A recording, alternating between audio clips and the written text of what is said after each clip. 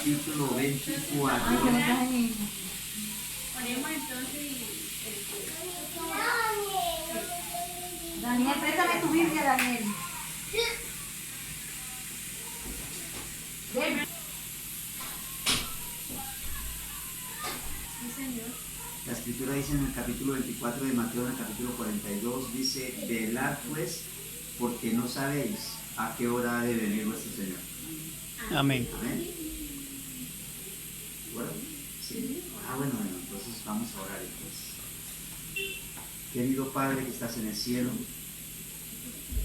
hacía varios días, Señor, que no tenía la oportunidad de visitar a Estefan en su casa y saludar a mis hermanos. Pero hoy, Señor, tú me regalas el privilegio de poder compartir con ellos en esta noche, aquí en este hogar. Queremos agradecerte porque nos brindas la posibilidad aún de reunirnos libremente y de poder escudriñar toda tu verdad.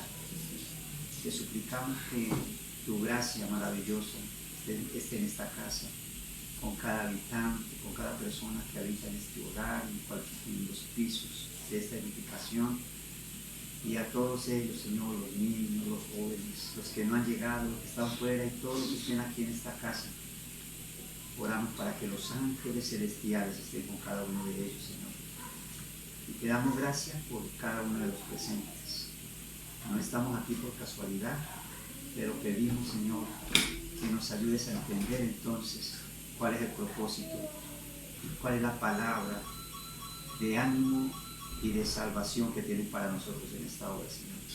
Te pedimos que a través de tu palabra nos dirijas a través de tu Espíritu Santo. En el nombre de Jesús te lo pedimos y lo agradecemos. Amén. Amén. Bueno, muy bien. El libro de Mateo, ahí en el capítulo 24 de Mateo, nos habla algo interesante. Velad pues, porque no sabéis a qué hora ha de venir vuestro Señor. Esta parte de velar es muy importante, Esteban. Es muy importante. Porque es una invitación que nos hace el Señor a permanecer despiertos. Cuando nos habla de velar, nos habla de estar atentos, de estar despiertos, de no dormir en medio de alguna situación que Él nos advierte a nosotros. Y la situación que Él nos muestra a nosotros, en la que nos invita a que no estemos dormidos, sino que estemos velando, es acerca del pronto regreso del Señor Jesucristo a esta tierra. Entonces, por eso dice la Escritura allí: velad pues, porque no sabéis a qué hora ha de venir vuestro Señor. Hay cosas importantes acerca de la venida de Cristo. La Escritura dice, después de eso, ¿no? Versículo 42, velad pues, porque no sabéis a qué hora ha de venir vuestro Señor, pero sabed esto, que si el padre de familia supiera a qué hora el ladrón habría de venir, velaría y no lo dejaría entrar en su casa. Por lo tanto, también vosotros estad preparados, porque el Hijo del Hombre vendrá a la hora que no pensáis. Yo siempre que comparto con alguien el capítulo 24 de Mateo, siempre los invito para que también lean el contexto en el libro de Lucas y en el libro de Marcos. En el libro de Lucas, en el capítulo 21, también habla sobre las señales exactamente las mismas que están en Mateo 24. Y en Marcos, en el capítulo 13, también están esas mismas señales. Pero es bueno nosotros, cuando estudiamos las señales de la segunda venida de Cristo, poder estudiar los 3 capítulos, y de los 3 capítulos usted saca un resumen de los 3 al tiempo. No vamos ahorita a sacar ese resumen, ¿no? Pero es para que ustedes puedan, para poder entender un capítulo de estos, al leer los 3, vamos a tener una claridad respecto a lo que realmente quiere decir. Resumen los 3. Claro, por eso yo rescataría un versículo central dentro de la predicación, o dentro del tema, o lo que vamos a compartir la meditación esta noche. Y ese libro de Lucas, en el capítulo 11, versículo 28, que dice: bienaventurados los que oyen la palabra de Dios y la obedecen, ¿cierto? Entonces eso es importante. Ahora, ¿por qué es importante saber algo acerca de la venida de Cristo ahora? Nosotros tuvimos unos temas ya en la iglesia de Prado que hablamos algunas cosas respecto a la preparación que nosotros necesitamos para el encuentro con Jesús. Pero aquí hay algo importante que yo quiero que esta noche dejar en claro. Y es acerca de si la iglesia va a ser arrebatada o si la iglesia va a ser raptada. Entonces se habla de un rapto secreto, basados en textos que el Señor dejó aquí en Mateo 24, antes de decir, velad pues, porque no sabéis a qué hora ha de venir vuestro Señor. Me parece interesante esto por dos cosas. Estuve visitando una hermana amiga nuestra de la iglesia, que vive cerca del potrero que queda allí en Villa María, hacia la Gaitana, y ella me mostraba una casa donde se reúne un grupo de personas, pero ese grupo de personas es grande, y ese grupo de personas que se reúnen allí dicen que Cristo ya vino a esta tierra y que Él ya está presente. Entonces ellos ya no creen en que Él va a volver. Nosotros estudiamos ya creo que no tan ampliamente, pero por lo menos encontramos una claridad respecto a cómo va a venir Jesús y cómo será su venida, qué debemos hacer para estar preparados para su venida, y también dijimos cómo va a venir Él y cuándo, como lo dice la Escritura, cuándo va a venir. Pero estudiamos nosotros que la Escritura no nos dice a nosotros cuándo va a venir. ¿Por qué? Porque aquí dice, velad porque no sabéis a qué hora va a venir vuestro Señor. Y la hora ni el día nadie lo sabe, ni los ángeles que están en el cielo, sino solo ¿quién? Nuestro Padre Celestial. O sea, la Escritura nos dice que Él volverá, pero nadie sabe cuándo va a venir. Pero la Escritura sí nos dice cómo va a venir y qué debo hacer para estar preparado para la venida de Él. O sea, eso sí nos lo dice la Escritura. Pero la pregunta que vuelve a nacer hoy otra vez es, ¿estoy preparado para encontrarme con Jesús?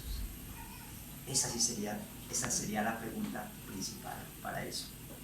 Pero bueno, resulta que aquí en el capítulo de Mateo 24, hablando de lo que Jesús está tratando de decirnos, de estar velando, de estar despiertos, nos dice a nosotros, después de todas las señales, dice Él, pero del día y la hora, a partir del versículo 36, nadie sabe, del día y la hora nadie sabe, ni aun los ángeles de los cielos, sino solo mi Padre. Pero como en los días de Noé, así será la venida del Hijo del Hombre.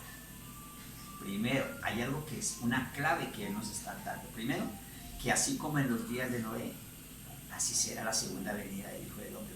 Entonces hay algo que tenemos que saber respecto a lo que sucedió en los días de Noé.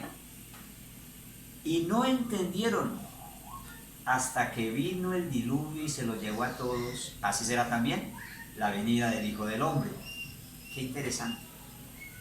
Nos está mostrando que así como en el diluvio las personas no estaban preparadas o nadie creyó que el diluvio vendría, dice que así va a ser en la venida del Hijo del Hombre. Nadie va a creer, ni nadie, de cierta manera el mundo no va a estar preparado para la venida de Cristo.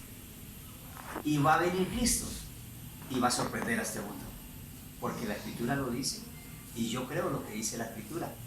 La Escritura te dice algo y no debe de aceptar lo que dice la Biblia. Hasta aquí terminan todas las filosofías y todos los recursos humanos para poder hablar acerca de la salvación o de la venida de Cristo. La Biblia te dice a ti lo que es y tú debes de creer lo que dice la Biblia. Y después dice, entonces estarán dos en el campo, uno será tomado y el otro será dejado. Dos mujeres estarán moliendo en un molino, uno será tomada y la otra será dejada, haciendo alusión a lo que pasó en los días de Noé. Y no importa. Entonces, primer punto. Aquí está hablando algo de que alguien será tomado, dos en una casa, dos en el molino o dos en tal parte. Si nosotros tomamos este texto de una manera literal como algunos afirman, entonces lo que nos quiere decir, según lo que algunos dicen, ¿no? Es que entonces la mitad se salvaría y la otra mitad se perdería. Primer punto, la mitad se salva y la mitad se pierde, y eso no es bíblico. Aquí lo que me está hablando en este sentido es de que hay algunos que van a estar preparados y otros no. Cuando dice uno será tomado, entonces vamos a ver cómo podemos nosotros contextualizar este versículo de tal manera que nosotros podamos entender qué es esto, porque muchas personas afirman que ese es el rapto de la iglesia. No existe ningún otro pasaje en la Biblia que me muestre este pasaje en el que muchos afirman que va a haber un rapto de la iglesia. Entonces estamos aquí todos cuando de un momento a otro se fue Henry y se quedó Viviana. ¿Y dónde está Henry? ¿Y qué se hizo Moisés? ¿Y dónde está Stephanie? Y nosotros aquí seguimos a nuestras labores y ellos ya están en el cielo. Eso es lo que creen algunos, ¿verdad? Y no crean, no solamente aquí en Bogotá, no solamente aquí en este sector, en el mundo entero, grandes pastores de grandes iglesias están predicando acerca del rapto secreto, y hay grandes materiales escritos, visuales, grandes videos que hablan acerca del rapto de la iglesia. Pues yo les quiero mostrar esta noche que eso es un engaño de Satanás, porque la Biblia nos dice claramente que Cristo Jesús vendrá a esta tierra y que todo ojo lo verá. Apocalipsis 1:7 dice que todo ojo verá la venida de Cristo Jesús. Dice, todo ojo lo verá y los que lo traspasaron. Todo el mundo verá la venida de Cristo Jesús. Así que primer punto, Cristo va a venir en forma visual. Vendrá con todos los ángeles. Aquí en el capítulo 24 de Mateo, en Lucas y en Marcos nos dice, hablando de las señales de la segunda venida de Cristo, que Él vendrá en las nubes de los cielos con poder y gran gloria, con trompeta de Dios, y todos los ángeles vendrán en la segunda venida de Cristo. En el libro de Hechos 1:8 nos dice a nosotros que Cristo vendrá así como se fue a los cielos. En el texto del versículo, a partir del versículo 8 en adelante, después de que el Señor les deja la gran comisión y la unción del Espíritu Santo para la iglesia, les dice que estaban mirando cuando fue llevado a los cielos, y todos se quedaron mirándolo así como estaba, y una nube se lo llevó y lo ocultó de sus ojos. Y entonces vinieron dos varones, dos ángeles, se acercaron a los galileos y les dijeron: varones galileos, ¿por qué os asombráis? ¿Qué es lo que están mirando al cielo? Este mismo Jesús que habéis visto ir al cielo vendrá de la misma manera nuevamente aquí a la tierra. Yo digo amén porque la escritura es clara, nos dice que Jesús vendrá nuevamente a esta tierra cumpliendo la promesa que Él hizo en Juan, en el capítulo 14, 1 al 3. ¿Cuál es la promesa?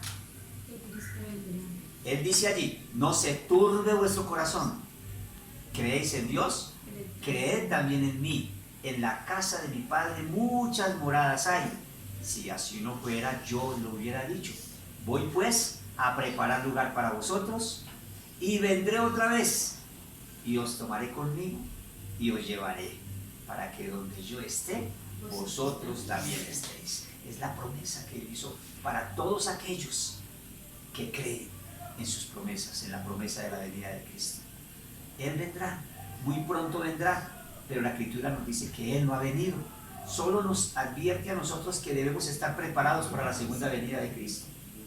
Entonces resulta que según el capítulo de Mateo, capítulo 24, nos dice a nosotros en el versículo 36, primero que el día y de la hora, ¿qué? Nadie sabe sino quién, ni los ángeles de los cielos, sino solo mi Padre. Primer punto. Segundo punto, pues como en los días de Noé, así será la venida del Hijo del Hombre. Qué interesante, ¿qué fue lo que pasó en los días de Noé? Y entonces dice allí algo: pues como en los días antes del diluvio estaban comiendo, bebiendo, casándose y dando en casamiento hasta el día en que Noé entró en el arca, y no entendieron hasta que vino el diluvio y se lo llevó a todos, así será también la venida del Hijo del Hombre. Inmediatamente después de eso nos dice, entonces estarán dos en un molino o en el campo, uno será tomado y otro será dejado, estarán dos en un molino y uno será tomado y otro será dejado. Está haciendo una comparación con lo de los días de Noé para mostrarnos cómo iba a estar el mundo antes de la venida de Cristo Jesús. ¿Estamos preparados? No estamos preparados. Eso es lo importante. Pero ahora, más allá de eso, la Escritura me dice que como en los días de Noé, ¿qué fue lo que pasó, Estefan, en los días de Noé? El Señor dejó a Noé ahí en el capítulo 10 y 11, nosotros de Génesis, nosotros podemos ver que el Señor habló a Noé y le dijo que él iba a destruir el mundo. Entonces le mandó a construir un arca y esa arca iba a durar cierto tiempo, que también lo dice la Escritura, que fueron 120 años construyendo el arca y prepararse para el diluvio o prepararse para el fin de toda criatura, porque había una sentencia sobre el mundo. Iba a perecer por un diluvio. Noé empezó a predicar que iba a haber un diluvio, que el mundo iba a terminar para ellos. Y empezó a construir un arca.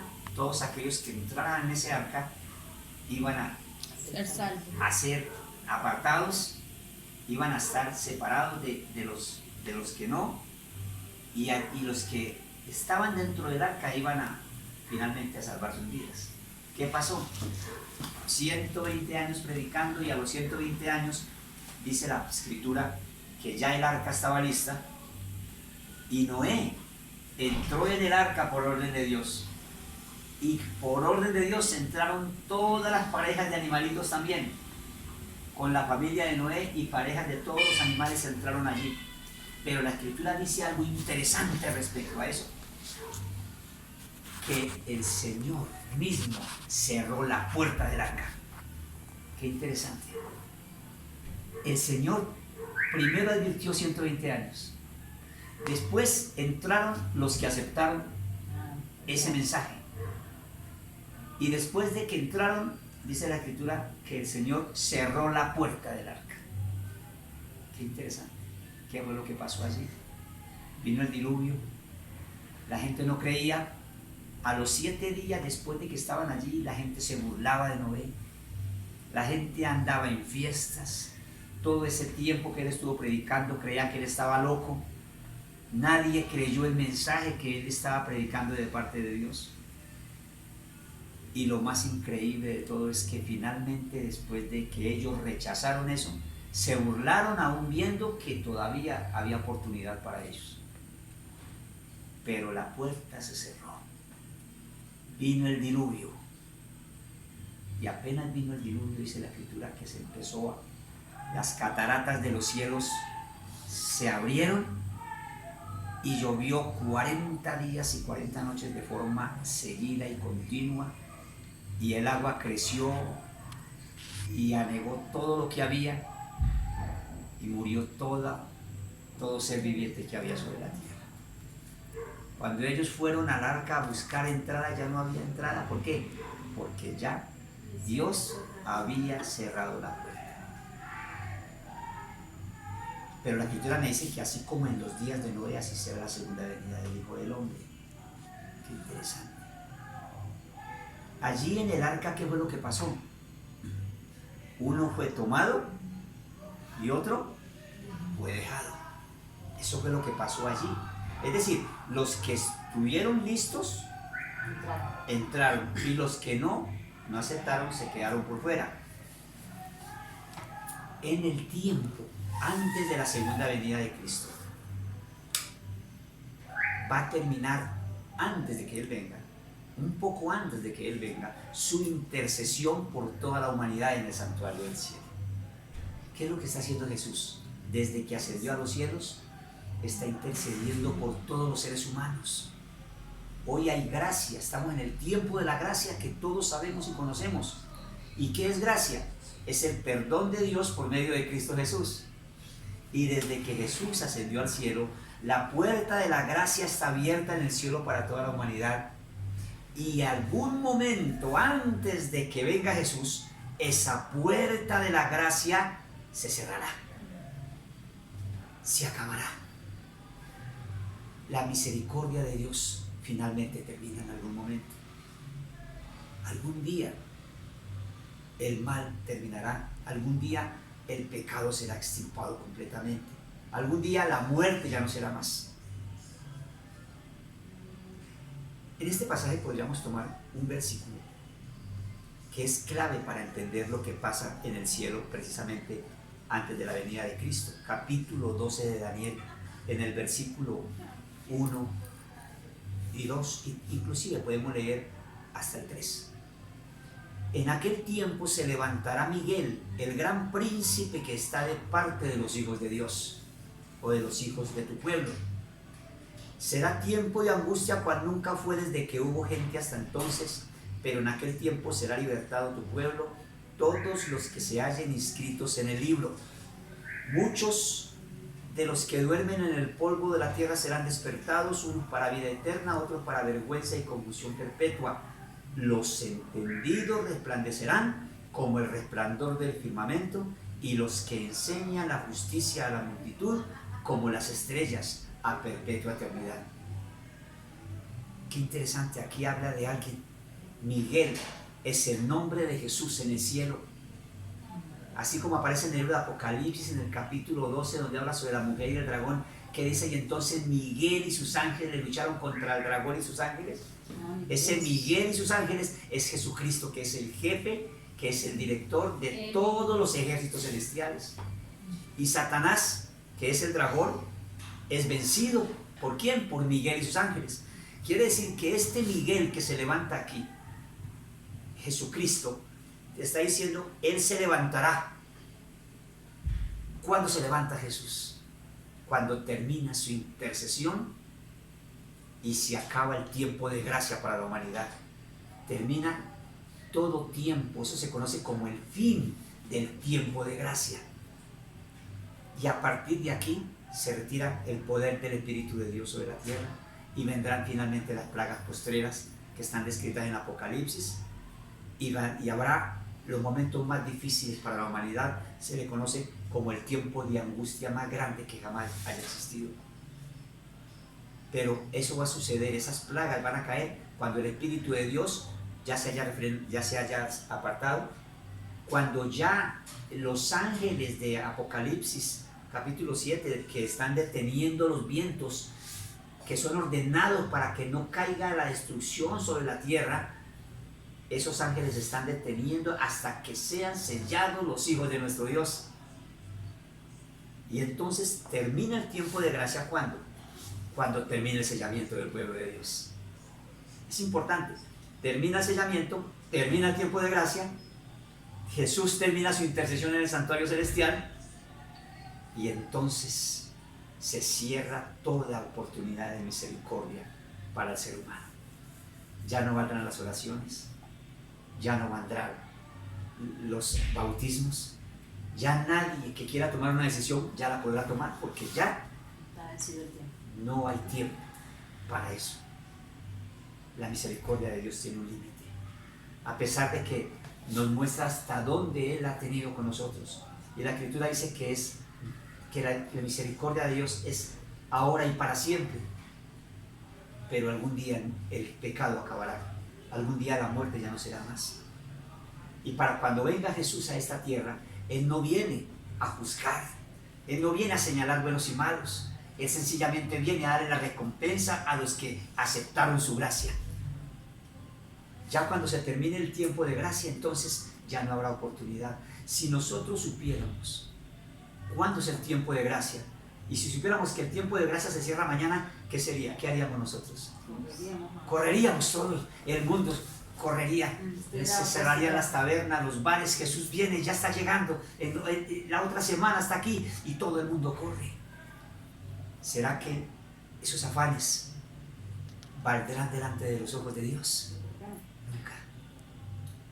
Solo aquel que acepte su gracia maravillosa por amor, que entiende el amor de Dios por medio de Cristo Jesús, lo que Él hizo en la cruz por nosotros, encontrar la salvación que Él nos da por medio de Cristo, aceptar esa misericordia que se expresa grandemente en la cruz, entenderla y prepararme para el encuentro con Jesús, apartándome del pecado, apartándome del mal, limpiando cada día los defectos de mi carácter, que el Espíritu Santo vaya obrando, orando, haciendo todo lo que debo hacer para encontrarme con Jesús. Pero en algún momento esa puerta de la misericordia se cerrará. Por eso la Escritura dice, entonces uno será tomado y otro será dejado. Podemos estar aquí todos en la familia, pero en la familia hay muchos que no quieren aceptar el llamado que Jesús les hace. Y como no quieren aceptar, esos, ¿qué pasa? Serán dejados. Pero hay otros que ya lo han aceptado y ahora son bautizados en el nombre del Señor. Y ahora están preparándose para el encuentro con Jesús. Ahora tienen esperanza de vida eterna. Ahora luchan en medio del dolor, en medio de la enfermedad, en medio de la muerte, en medio de las angustias económicas, en medio de la destrucción en la que va llegando el mundo. Siguen luchando porque saben que hay una esperanza en su corazón, que Cristo vendrá pronto. Esos son los que son apartados. Esos que son apartados, entonces, ¿son quiénes? Aquellos que están preparados para el encuentro con Jesús. No hay ningún rato secreto. Está hablando de quienes están preparados y de quienes despreciaron la oportunidad y la gracia que Dios le ofreció a este mundo. ¿Sabe que la Escritura, mira cómo lo dice la Escritura, ese fin de tiempo de gracia? En el libro de Apocalipsis, en el capítulo 20 y en el capítulo 22, nos habla a nosotros acerca de estos eventos, pero vamos a ir directamente al capítulo 22. Mira cómo lo dice la palabra de Dios. Está hablándole Jesucristo al apóstol Juan, y en el versículo 9 dice lo siguiente: pero él me dijo, mira, no lo hagas, versículo 10 en adelante, y me dijo, no selles las palabras de la profecía de este libro, porque el tiempo está cerca. Y versículo 11, el que es injusto, sea injusto todavía. El que es impuro, sea impuro todavía. El que es justo, practique la justicia todavía. Y el que es santo, santifíquese más todavía. Está diciendo claramente que el que es pecador, siga pecando, porque ya no hay más oportunidad para él. Pero el que ha sido apartado y que ha sido preparado y que está listándose y preparándose para el encuentro con Jesús, santifíquese más todavía. Sea justo y siga haciendo justicia más. Esto se conoce como el cierre del tiempo de gracia. El dictamen final sobre toda la humanidad ya está dado, tanto sobre los muertos como sobre los vivos. Y mire cómo lo dice la Escritura después de eso: vengo pronto y mi galardón conmigo para recompensar a cada uno según sea su obra. Yo soy el alfa, el omega, el principio y el fin, el primero y el último. Bienaventurados los que lavan sus ropas para tener derecho al árbol de la vida y para entrar por las puertas en la ciudad. Y sigue diciendo, pero los perros estarán afuera, y los hechiceros, los fornicarios, los homicidas, los idólatras y todo aquel que ama y practica la mentira. Yo creo que no hay más que leer más acerca de esta parte tan interesante, porque todo el capítulo es interesante, pero aquí nos está hablando exactamente del fin del tiempo de la gracia. Y cuando ese fin termine, vendrá la destrucción final. No la destrucción final, sino vendrán las plagas, que en Apocalipsis se conoce como las plagas postreras. Y después de las plagas postreras, que serán por un breve tiempo, vendrá Cristo Jesús en las nubes de los cielos. Y Él vendrá, y dice la Escritura, he aquí, yo vengo pronto, y mi galardón conmigo, para recompensar a cada uno según sea su obra. Yo quiero estar preparado para el encuentro con Jesús. La Escritura me dice a mí que Él vendrá, pero este pasaje que nos muestra a nosotros de pronto de la posibilidad de un rapto secreto que nadie lo va a ver, o como nuestros hermanos, muchos hermanos de otras iglesias que en este momento creen que Él ya está presente en esta tierra, que Él ya vino y que ya no va a volver. Ellos están sin esperanza. Nosotros esperamos que Él venga, y la Escritura dice que Él vendrá y llevará a su pueblo, todos aquellos que creyeron en Cristo Jesús. Seremos arrebatados según lo dice el libro de Primera de Tesalonicenses, capítulo 4 y versículo 16 en adelante. Ahí lo dice claramente. Los invito para que ustedes lean todo ese pasaje maravilloso. Primera de Tesalonicenses, capítulo 4, del versículo 16 en adelante. Ahí nos dice nosotros cómo vendrá el Señor. Y Él dice allí, y entonces los muertos en Cristo resucitarán primero. Y luego nosotros, los que estamos vivos, presentes, seremos arrebatados juntamente con ellos en el aire. Y recibiremos al Señor en el aire y nos iremos para siempre con el Señor. Todos aquellos que ¿qué? Que aceptaron a Cristo Jesús. Los muertos en Cristo y los vivos en Cristo, que aceptaron su gracia y que se prepararon, que fueron apartados. Esos santos que van a heredar el reino de los cielos. Que Dios los bendiga. Espero que esta noche nos pueda a nosotros esta escritura fortalecer y que nos pueda a nosotros llenar de esperanza, de gozo. Él vendrá algún día. Y no importa la situación que estemos viviendo, no importa los problemas que hayan, no importa las situaciones difíciles de nuestra vida, no importa, prepárate, porque algún día esos problemas se acabarán, el odio se acabará, la enfermedad se acabará, la muerte ya no será más, dice la Escritura, porque el pecado habrá desaparecido para siempre de este mundo. Cuando venga Cristo Jesús, Él nos apartará completamente y ya seremos salvos para siempre. Que Dios les bendiga, mis hermanos, y esperamos que el Espíritu Santo siempre siga dirigiendo a cada uno de nosotros y a nuestra iglesia y preparándonos para el encuentro con Jesús. Dios los bendiga. Amén. Porque hay un bebé que ya está por aquí en la casa. Porque el milagro se hizo. Está cansado. El milagro se hizo. Y el Señor seguirá haciendo milagros. Pero yo digo que el milagro más grande de todos es la transformación de un corazón. Que un ser humano pueda cambiar, que pueda transformar. Tristemente en estos momentos estamos esperando enterrar a alguien que fue llamado durante muchos años por su madre para que entregara su vida y él nunca quiso aceptar. Pasó por la cárcel, pasó por las peores situaciones de su vida, de la delincuencia, y hace 3 días unos sicarios le quitaron la vida. Y ahora estamos esperando que lo entreguen, pero su mamá vino de fuera de Bogotá, está con nosotros ahora y estamos esperando pues que entreguen su cuerpo para ir a darle su sepultura, pues la que necesita. Pero tristemente un hombre que partió habiendo tenido toda la oportunidad, los llamados de su madre, los llamados de sus hermanos, todo el mundo lo hizo. Y hoy vamos a agradecerle a Dios porque hay esperanza todavía para nosotros y vamos a orar por aquellos que todavía no han tomado su decisión. Oremos. Vamos a colocarnos de pie y vamos. Sí. Oremos. Amoroso Padre que estás en el cielo, queremos agradecer porque tu palabra es la verdad y ella trae esperanza a nuestras vidas, trae gozo a nuestros corazones, Señor, porque en medio del dolor y en medio de los sufrimientos y en medio de la maldad, en medio de la corrupción, en medio del horror que hay en este mundo, Señor, todavía hay esperanza para este mundo, Señor.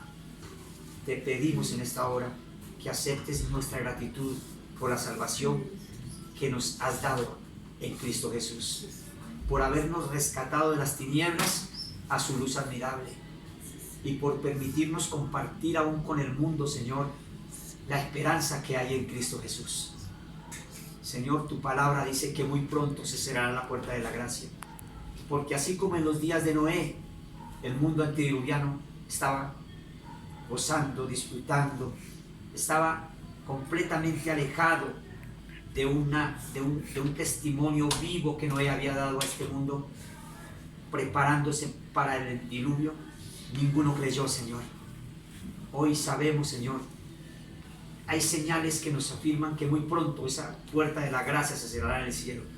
Y te pido en el nombre de Jesús que no solamente los que estamos aquí, sino nuestros amigos, nuestras familias que aún todavía luchan para entregar sus vidas a Jesús, puedan estar listos y preparados antes de que esa puerta se cierre, Señor. Te pedimos también que asimismo nos des el valor y la fuerza, no solamente para estar preparados ahora antes del cierre del tiempo de gracia, sino después en ese tiempo de angustia, que va a ser un tiempo difícil para este mundo, pero tú has prometido que guardarás a tu pueblo, Señor. Tú has prometido que tú vendrás. La promesa que Jesús le hizo al pueblo o a nuestro pueblo allí en el libro de Daniel capítulo 12 es la promesa para nosotros en el tiempo en que vivimos, Señor. Y Él ha prometido que en medio de la angustia tú vas a estar del lado de tu pueblo y finalmente ese pueblo va a ser llevado para gozar por toda la eternidad junto a los ángeles y a todos los redimidos, Señor. Gracias, Señor, por tus palabras y gracias, Señor, por el mensaje que nos has dado esta noche. Te lo agradecemos en el nombre de Jesús. Amén. Amén.